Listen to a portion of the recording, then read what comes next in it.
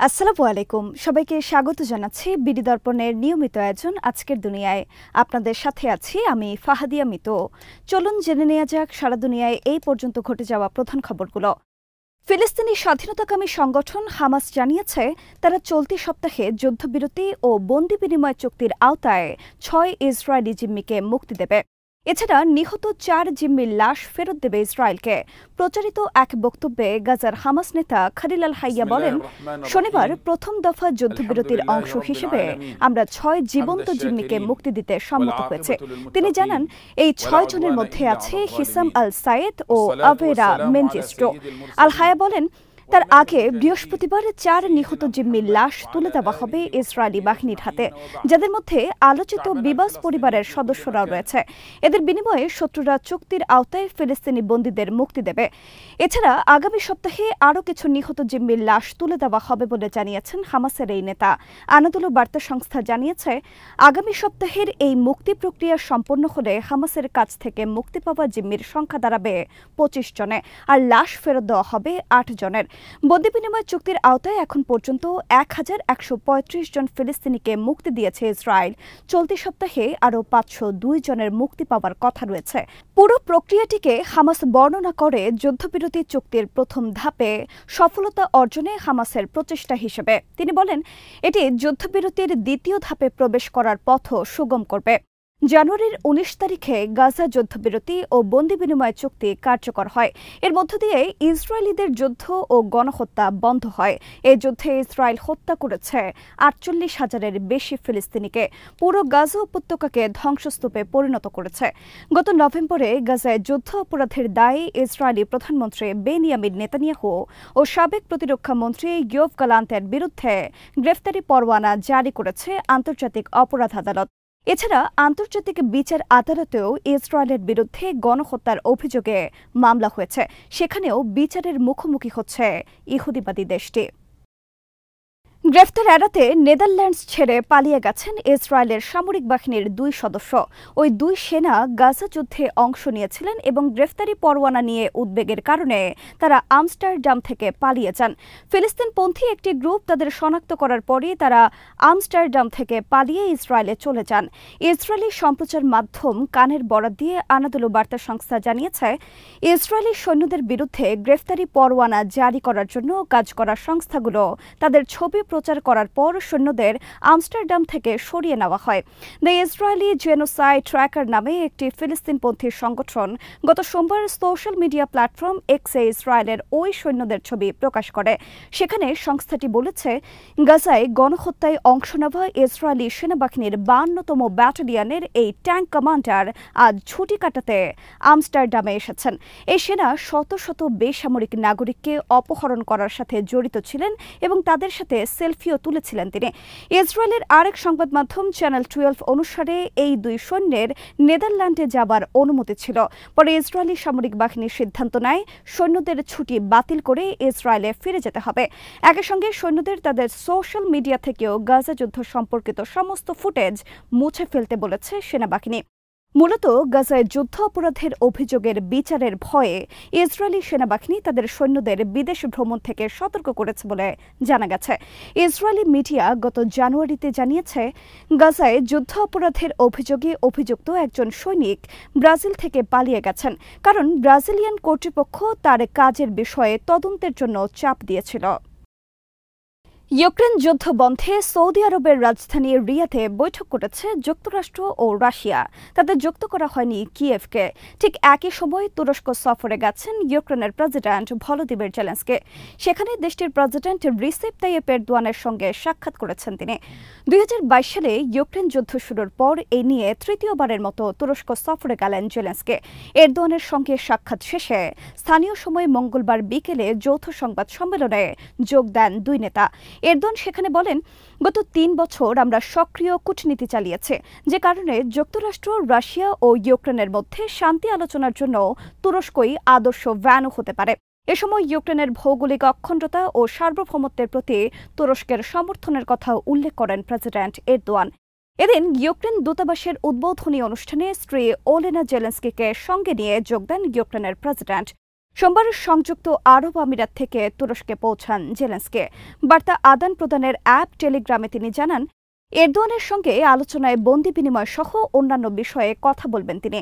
আর এরদোয়ানের সহযোগী ফরহেতিন আলতুন বলেছেন, দুই দেশের মধ্যে সহযোগিতা আরও জোরদারের লক্ষ্যে এই আলোচনা হবে। এরদোয়ানের সঙ্গে জেলেনস্কির বৈঠক অনুষ্ঠিত হয় রাজধানী আঙ্কারার প্রেসিডেন্টের প্রাসাদে। এর কয়েক ঘণ্টা আগে রিয়াদে ইউক্রেন যুদ্ধ বন্ধে আলোচনায় বসেন ওয়াশিংটন ও মস্কোর প্রতিনিধিরা। একই দিন ক্রেমলিন বলেছে, প্রয়োজন পড়লে জেলেনস্কির সঙ্গে আলোচনায় বসবেন রুশ প্রেসিডেন্ট ভ্লাদিমির পুতিন। তুরস্ক পশ্চিমা সামরিক জোট ন্যাটোর সদস্য। রাশিয়ার বিরুদ্ধে যুদ্ধে ইউক্রেনকে ড্রোন সরবরাহ করেছে আঙ্কারা। তবে পশ্চিমাদের নেতৃত্বে মস্কোর ওপর নিষেধাজ্ঞা দেওয়া থেকে দূরে থেকেছে তারা। এছাড়া রাশিয়া ও ইউক্রেনের মধ্যে বন্দি বিনিময়ের ক্ষেত্রে সৌদি আরব ও সংযুক্ত আরব আমিরাতের পাশাপাশি ভূমিকা রেখেছে তুরস্ক। ইউক্রেন যুদ্ধ থামাতে সৌদি আরবের রাজধানী রিয়াদে দীর্ঘ বৈঠক করেছেন যুক্তরাষ্ট্র ও রাশিয়ার প্রতিনিধিরা। রাশিয়ার পক্ষ থেকে বলা হয়েছে, বৈঠকে সব বিষয়ে গুরুত্বপূর্ণ আলোচনা হয়েছে। আর যুক্তরাষ্ট্রের পররাষ্ট্রমন্ত্রী মার্কো রুবিও বলেছেন, এই বৈঠক একটি দীর্ঘ ও কঠিন কিন্তু গুরুত্বপূর্ণ যাত্রায় প্রথম ধাপ। বৈঠকে বেশ কয়েকটি গুরুত্বপূর্ণ বিষয়ে দুই পক্ষ একমত হয়েছে বলে উভয় দেশের কর্মকর্তারা জানিয়েছেন। প্রায় ৩ বছর ধরে ইউক্রেন যুদ্ধ চলছে। এই সময়ের মধ্যে এবার প্রথমবারের মতো যুদ্ধ বন্ধে আলোচনায় বসল ওয়াশিংটন ও মস্কো। তবে এই আলোচনায় ইউক্রেনকে যুক্ত করা হয়নি। আমন্ত্রণ পায়নি ইউরোপে ইউক্রেনের মিত্র দেশগুলো। আলোচনার মাধ্যমে ওয়াশিংটন ও মস্কোর অবস্থান একই দিকে এগোচ্ছে কিনা তা জানতে চাওয়া হয়েছিল আলোচনায় অংশ নেওয়ার রুশ প্রতিনিধি ইউরি উশাকভের কাছে। তিনি বলেন, তারা কাছাকাছি আসছে কিনা তা বলা কঠিন, তবে আমরা বিষয়টি নিয়ে কথা বলছি। ইউক্রেন নিয়ে কথা হয়েছে কিনা এমন প্রশ্নের জবাবে তিনি বলেন, হ্যাঁ, আমরা আলোচনা করেছি এবং আমাদের নীতিগত পদক্ষেপের রূপরেখা তুলে ধরেছে। আর একমত হয়েছে যে সময়মতো মধ্যস্থতাকারীদের দুটি দল এই বিষয়ে যোগাযোগ করবে। বৈঠকে বেশ কয়েকটি বিষয়ে অগ্রগতি হয়েছে বলে যুক্তরাষ্ট্রের পররাষ্ট্রমন্ত্রী মার্কো রুবিও জানিয়েছেন। দুই পক্ষই ওয়াশিংটন ও মস্কোতে দুই দেশের দূতাবাসে কর্মীদের ফিরিয়ে সেগুলো সচল করার বিষয়ে একমত হয়েছেন। পাশাপাশি ইউক্রেন শান্তি আলোচনায় সহায়তার জন্য দুই দেশই একটি করে উচ্চ পর্যায়ের কমিটি গঠন করবে। দুই দেশের মধ্যে সম্পর্ক উন্নয়ন এবং অর্থনৈতিক সহযোগিতার ক্ষেত্র খতিয়ে দেখবে দুই পক্ষ। মার্কো রুবিও বলেছেন, ইউক্রেন যুদ্ধ বন্ধের চুক্তি অবশ্যই যুক্তরাষ্ট্র, রাশিয়া, ইউক্রেন ও ইউক্রেনের কাছে গ্রহণযোগ্য হবে। এই প্রক্রিয়া থেকে ইউক্রেন ও ইউরোপকে দূরে ঠেলে দেওয়া হচ্ছে বলে যেই অভিযোগ উঠেছে তা নাকচ করেছেন তিনি। অপরদিকে রাশিয়ার পররাষ্ট্রমন্ত্রী সের্গেই লাভরভ বিভিন্ন বিষয়ে মতৈক্য হবার কথা উল্লেখ করেছেন। তিনি বলেন, এটা খুবই উপকারী আলোচনা হয়েছে। আমরা একে অপরের কথা শুনেছি। বিশ্ব বাণিজ্যে যুক্তরাষ্ট্রের ন্যায্য পাওনা ফিরে পাওয়ার লড়াইয়ে আবারও শুল্ক আরোপের হুমকি দিলেন দেশটির প্রেসিডেন্ট ডোনাল্ড ট্রাম্প। স্থানীয় সময় মঙ্গলবার এক বক্তব্যে তিনি বলেছেন, গাড়ি ও ঔষধ আমদানি পণ্য এবং অর্ধপরিবাহী পদার্থের ওপর 25% মতো শুল্ক আরোপের পরিকল্পনা করছেন তিনি। এর আগে গত শুক্রবার ট্রাম্প ঘোষণা করেন, গাড়ির ওপর নতুন শুল্ক আগামী 2রা এপ্রিল থেকে কার্যকর হতে পারে। তার মন্ত্রিসভার সদস্যরা 1লা এপ্রিল থেকে বিভিন্ন আমদানি শুল্কের সম্ভাব্য বিকল্প উপস্থাপন করবেন, যা বৈশ্বিক বাণিজ্যের কাঠামো পুনর্গঠনের অংশ হিসেবে বিবেচিত হচ্ছে। দীর্ঘদিন ধরে মার্কিন প্রেসিডেন্টের অভিযোগ, বিদেশি বাজারে রপ্তানিকৃত মার্কিন গাড়ির প্রতি অন্যায্য আচরণ করা হয়। উদাহরণ হিসেবে তিনি বলেন, ইউরোপীয় ইউনিয়ন মার্কিন গাড়ির ওপর 10% শুল্ক আরোপ করে, অথচ মার্কিন যাত্রীবাহী গাড়ির আমদানি শুল্ক এর 1/4 2.5% মতো। বুধবার ওয়াশিংটনে মার্কিন বাণিজ্য মন্ত্রী হাওয়ার্ড লুটনিক, ট্রাম্প মনোনীত প্রতিনিধি জেমিসন গ্রিয়ার এবং মার্কিন জাতীয় অর্থনৈতিক পরিষদের পরিচালক কেভিন হ্যাসেটের সঙ্গে বৈঠক করবেন ইইউ বাণিজ্য প্রধান মারোস সেফকোভিচ। আলোচনায় ট্রাম্পের শুল্ক হুমকির ইস্যু গুরুত্ব পাবে। গত সপ্তাহে ইইউ এর ওপর শুল্ক আরোপের এক প্রস্তাব দেন ট্রাম্প। এটি এড়াতে ইইউ কোনো পদক্ষেপ নিতে পারে কিনা এমন প্রশ্নের জবাবে ট্রাম্প বলেন, ইইউ ইতিমধ্যে যুক্তরাষ্ট্রের গাড়ির শুল্ক কমানোর সংকেত দিয়েছে, যদিও ইউরোপীয় আইন প্রণেতারা এই দাবি অস্বীকার করেছেন। ট্রাম্প বলেন, তিনি ইইউ কর্মকর্তাদের ওপর চাপ প্রয়োগ করবেন যেন তারা যুক্তরাষ্ট্রের গাড়ি ও অন্যান্য পণ্যের আমদানি বৃদ্ধি করে। যুক্তরাষ্ট্রের প্রেসিডেন্ট ডোনাল্ড ট্রাম্প সম্প্রতি গাজা উপত্যকা দখলের যে পরিকল্পনা করছেন তার বাস্তবায়ন কোনোভাবেই সম্ভব নয় বলে মন্তব্য করেছেন যুক্তরাষ্ট্রের পার্লামেন্টের উচ্চকক্ষ সিনেটের সদস্য রিচার্ড ব্লুমেনথাল। পাশাপাশি গাজা উপত্যকার পুনর্গঠন বিষয়ক নতুন পরিকল্পনা আনতে আরব অঞ্চলের নেতাদের আহ্বানও জানিয়েছেন তিনি। ব্লুমেনথাল রিপাবলিকান পার্টির সিনিয়র নেতা। সোমবার ইসরায়েল সফরে গিয়েছেন ব্লুমেনথাল সহ সিনেটের ৬ জন সদস্য। এদের মধ্যে রিপাবলিকান ও ডেমোক্রেটিক উভয় দলের সিনেটর রয়েছেন।